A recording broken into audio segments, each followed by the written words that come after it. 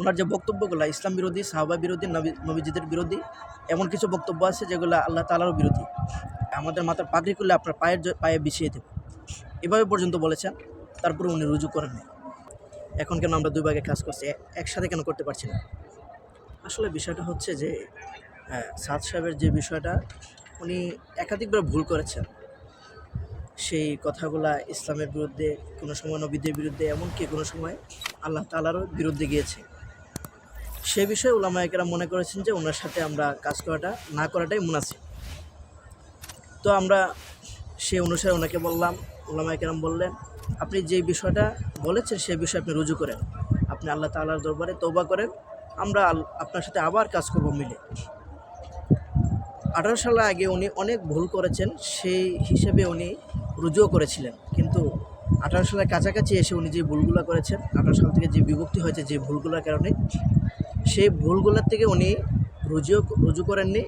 এবং এমনকি দেওবন্দ থেকে ওনার রুজু করার কোনো কাগজপত্র বা রুজু যে একটা লিপি আছে, সন্ধিলিপি বা যে কোনো একটা স্মারকলিপি থাকে, দেওবন্দের ওয়েবসাইটে ওইটা দেওয়া থাকে। আমরা ওইখানেও কোনো কিছু পাইনি যে উনি রুজু করেছেন। কিন্তু উনি যে ভুল করেছেন সেই বিষয়ে একটা স্মারকলিপি দেওবন্দের ওয়েবসাইটে দেওয়া হয়েছে যে উনি ভুল করেছেন, এই বিষয়গুলো উনি ভুল করেছেন। তো ওনাকে বারবার বাংলাদেশ থেকে বলা হয়েছে, পুরো বিশ্ব থেকে বলা হয়েছে, আপনি রুজু করেন, রুজু করলে আপনার সাথে কাজ হবে। উনি এক কথায় বললেন যে আমি কোনো ধরনের ভুল করিনি। আবার কয়েকদিন পরে আবার একটা মেসেজ আসছে যে আমি ভুল করেছিলাম, আবার রুজু করেছি। কথার মধ্যে দুই ধরনের কেমন জানি হয়ে গেল। প্রথম বলছে যে আমরা ভুল করি নাই, পরে আবার বলছে যে আমরা ভুল করেছি, আবার রুজু করেছি। দুই ধরনের হয়ে গেল না কথাটা? তো এরকমভাবে উলামায়ে কেরাম বলছে, আপনার যদি রুজু করেই থাকেন তাহলে দেওবন্দ থেকে তো একটা মেসেজ আমাদের কাছে আসার কথা, কোনো মেসেজ আমাদের কাছে আসে নাই। তো সেই হিসাবে বাংলাদেশের উলামায়ে কেরামরা বলছে, আপনি যদি রুজু করেন, সঠিকভাবে যদি তাওবা করেন, তাহলে আমরা আপনাকে এমন সম্মান দেব যে আমাদের মাথার পাগড়ি খুলে আপনার পায়ে বিছিয়ে দেব, এভাবে পর্যন্ত বলেছেন। তারপরে উনি রুজু করেন নাই। এ হচ্ছে আর কি মূল কাহিনী। উনি যদি আজকে রুজু করেন, কালকে থেকে আমরা একসাথে আবার কাজ করতে পারবো। উনি যদি রুজু না করেন, আমাদের কাজ করা সম্ভব না। কারণ ওনার যে বক্তব্যগুলো ইসলাম বিরোধী, সাহাবা বিরোধী, নবীজিদের বিরোধী, এমন কিছু বক্তব্য আছে যেগুলো আল্লাহ তাআলারও বিরোধী।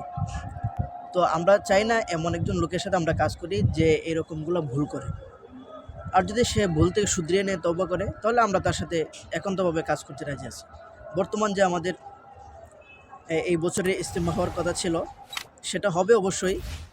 কিন্তু অনেকে এটার বিষয়ে অনেক ধরনের বিভ্রান্তি ছড়াচ্ছে, মেসেজ ছড়াচ্ছে, মিথ্যা প্রচার করছে যে এই বছর ইজতেমা হবে না, কোনো ধরনের ইজতেমা হবে না, মানুষকে না যাওয়ার জন্য আহ্বান করছে। আসলে আপনারা দেখতে পারেন আমাদের এই ময়দানের মধ্যে খুব সুন্দরভাবে, সুশৃঙ্খলভাবে কাজ চলছে। ইনশাল্লাহ আগামী 31 তারিখ থেকে ইজতেমা হবে এবং দুনো ইজতেমায় আমাদের উলামায়ে কেরামদের তত্ত্বাবধানে হবে।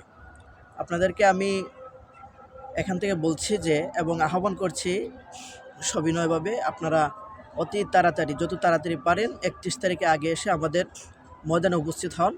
31 তারিখ সকাল থেকে ইজতেমা শুরু হবে ইনশাল্লাহ। আপনাদের সবার জন্য শুভকামনা রইল। আসসালামু আলাইকুম।